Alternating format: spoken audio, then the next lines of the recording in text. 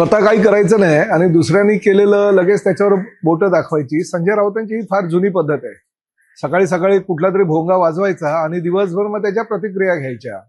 काल शिंदे साहेबांनी मी धाराशिवला जाऊन आमच्या सगळ्या सहकाऱ्यांसह जे काही गोरगरीब जनतेला वाटप केलं त्याच्यावर त्यांनी बोट ठेवलं।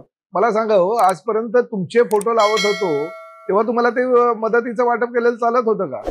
आणि आता मात्र एकनाथ शिंदे साहेबांनी जर 2-2.5 हजार गावकऱ्यांना एका दिवसामध्ये मदतीचं वाटप केलं असेल तर त्यात चुकलं काय?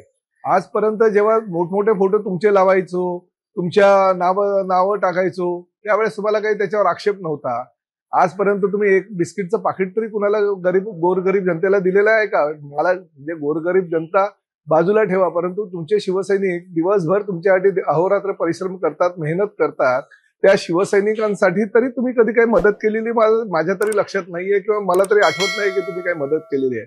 उगाच ह्या सगळ्या गोरगरीब शेतकरी जे बिचारे आहेत ते रंजलेले आहेत, गांजलेले आहेत, त्यांना जिकडनं मदत होईल तिकडनं मदत येणं अपेक्षित असताना अशा वेळेस जर त्याच्यावर बोट ठेवणं हे योग्य नाही। शेतकऱ्यांच्या ह्या ज्या गोरगरीब शेतकऱ्यांचे जे हाल झालेले आहेत किंवा त्याच्यावर त्यांना मदत करायचं सोडून जर दुसरे कोणी मदत करत असेल तर त्याच्यावर आक्षेप करायची ही भूमिका जी संजय राऊतांची आहे ती योग्य नाहीये। मला असं वाटतं याचं तरी त्यांनी राजकारण करू नये।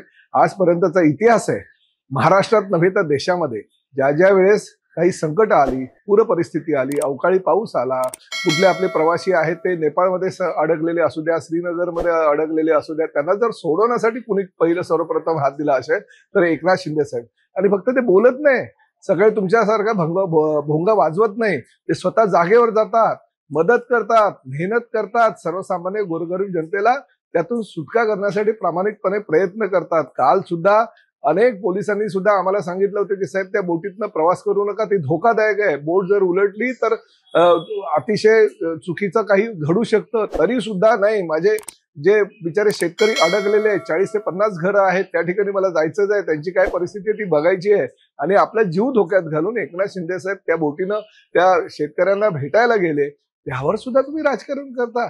शी हो, अशा प्रकारचं राजकारण योग्य नाही। राजकारणामध्ये काहीतरी सहिष्णुता बाळगणं गरजेचं आहे।